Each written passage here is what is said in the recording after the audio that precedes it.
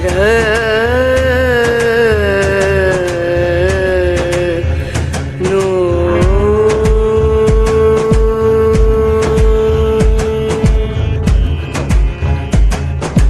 राधे, जय माता की भक्तों। आप सभी का स्वागत करती हूँ स्पिरिचुअल ज्ञान साधना में और आप सभी से अनुरोध करती हूँ कि स्पिरिचुअल ज्ञान साधना को सब्सक्राइब कर लीजिए और बेल आइकन को प्रेस कर दीजिए ताकि आपको नई नई वीडियोस का नोटिफिकेशन मिलता रहे। जय माता की। प्रेम से सभी लोग जोर से सच्चे मन से माता रानी का जयकारा लगाएंगे एक बार फिर से। ये नवरात्रि के 9 दिन हैं तो बिल्कुल भी कंजूसी ना कीजिए, माँ का जयकारा लगाइए। बोलिए सच्चे दरबार की जय, बोलिए माँ शेरा वाली की जय, माँ कूष्मांडा की जय। तो आज की वीडियो में हम नवरात्रि के चौथे दिन माँ कूष्मांडा की पूजा की जाती है, उनके कूष्मांडा स्वरूप को पूजा जाता है, उन्हीं की कथा सुनाएंगे, उनके प्रिय रंग भोग और बहुत सारी बातें करेंगे। तो चलिए प्रारंभ करते हैं वीडियो। इससे पहले आपसे विनम्र निवेदन करते हैं, आपने अगर चैनल को सब्सक्राइब नहीं किया है तो जल्दी से कर लीजिए। आपका अपना यूट्यूब चैनल है स्पिरिचुअल ज्ञान साधना, बेल आइकन प्रेस कर दीजिए ताकि आपको इम्पॉर्टेंट वीडियोज़ की नोटिफिकेशन मिलती रहे। हिंदू पौराणिक कथाओं के अनुसार माँ कूष्मांडा देवी दुर्गा के 9 स्वरूपों में से एक हैं। नवरात्रि का चौथा दिन माँ कूष्मांडा को समर्पित होता है। माना जाता है इनकी मुस्कान की एक झलक ने पूरे ब्रह्मांड का निर्माण किया था। अब जान लेते हैं माता का स्वरूप क्या है। इनकी 8 भुजाएं हैं, इसलिए इन्हें अष्टभुजा देवी के रूप में पूजा जाता है। माँ कूष्मांडा का स्वरूप बहुत ही सुंदर और भव्य है। इनका वाहन सिंह है। नवरात्रि के चौथे दिन पीले रंग के कपड़े पहनकर देवी कूष्मांडा की पूजा अर्चना की जाती है। देवी कूष्मांडा को पीला रंग बेहद प्रिय है। यहाँ पर हम आपको एक बात और बताना चाहेंगे कि अगर आपके पास ये रंग नहीं है या आपने कोई दूसरे रंग के कपड़े पहनकर पूजा की है तो मन में किसी तरह का भ्रम ना पालें। बस आपकी श्रद्धा, आपकी भक्ति और माँ के प्रति जो समर्पण और प्रेम है वो सच्चा होना चाहिए, है ना। और लाल रंग सबसे सुंदर होता है, माँ को अत्यधिक प्रिय है। तो अगर आपके पास पीला या कोई दूसरा रंग नहीं है तो प्रतिदिन लाल रंग के वस्त्र पहनकर ही माँ की पूजा करें, माँ बहुत प्रसन्न होती हैं। इस दिन को समृद्धि और शांति का प्रतीक भी माना जाता है। नवरात्रि के चौथे दिन देवी कूष्मांडा को पीले चमेली के फूल अर्पित करना शुभ होता है। गेंदे के फूल भी अर्पित किए जाते हैं। इसके अलावा माता रानी के भोग में भी तरह तरह के पकवान बनाए जाते हैं। मान्यता है कि माँ कूष्मांडा को मालपुआ अत्यधिक प्रिय है, इसलिए मालपुआ का भोग लगाने से माँ प्रसन्न होती हैं। ऐसे में मालपुआ का भोग लगाना अत्यधिक फलदायी भी माना जाता है। यदि किसी कारण से आप मालपुए का भोग नहीं लगा पा रहे हैं तो कुछ नहीं, आप सूजी का हलवा बनाकर भी माँ को भोग लगा सकते हैं।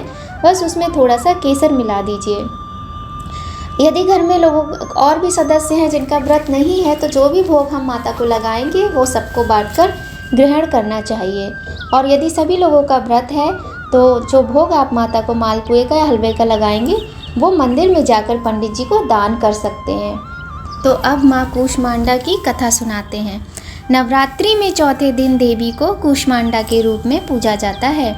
अपनी मंद हल्की हंसी के द्वारा अंड यानी ब्रह्मांड को उत्पन्न करने के कारण इन देवी को कूष्मांडा नाम से अभिहित किया गया है।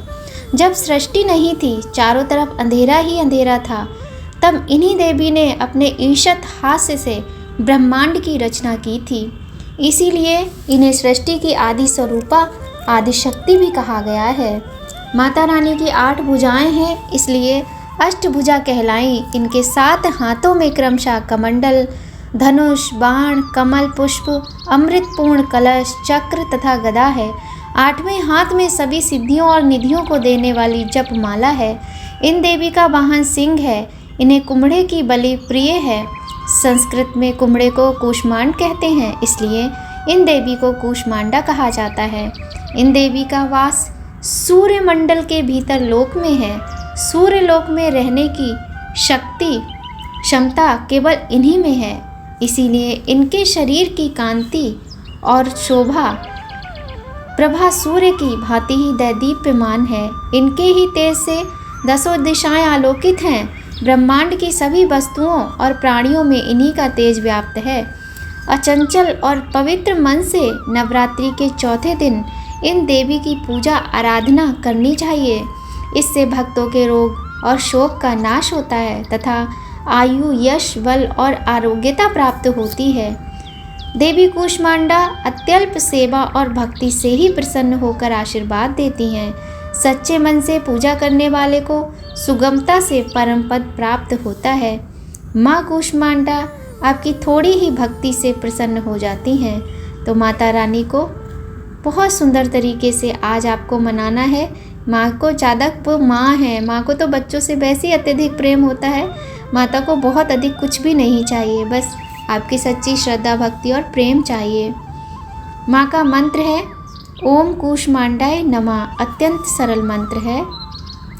देवी कूष्मांडा की उपासना इस मंत्र के उच्चारण से भी आप कर सकते हैं। और एक मंत्र है या देवी सर्वभूतेषु सृष्टि रूपेण संस्थिता नमस्तस्यै नमस्तस्यै नमस्तस्यै नमो नमः। हे माँ, सर्वत्र विराजमान और कूष्मांडा के रूप में प्रसिद्ध अम्बे, आपको मेरा बारंबार प्रणाम है। हे माँ, मुझे सब पापों से मुक्ति प्रदान करें।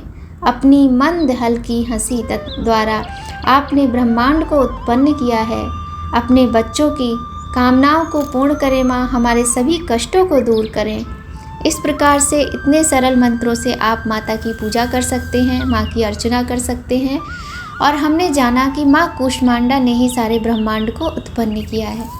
वीडियो अच्छी लगे तो लाइक अवश्य कीजिएगा और कमेंट में जय माता की तो लिखना बनता ही है, लिखिएगा ज़रूर, बहुत अच्छा लगता है। नवरात्रि के दिनों में जय माता की नहीं लिखा तो कब लिखेंगे, है ना। तो चलिए वीडियो का यहीं पर एंड करते हैं। मिलते हैं आपसे नेक्स्ट वीडियो में बहुत जल्द। सब लोग एक बार प्रेम से फिर से माँ का जयकारा लगाते हैं। बोलिए कूष्मांडा माता की जय।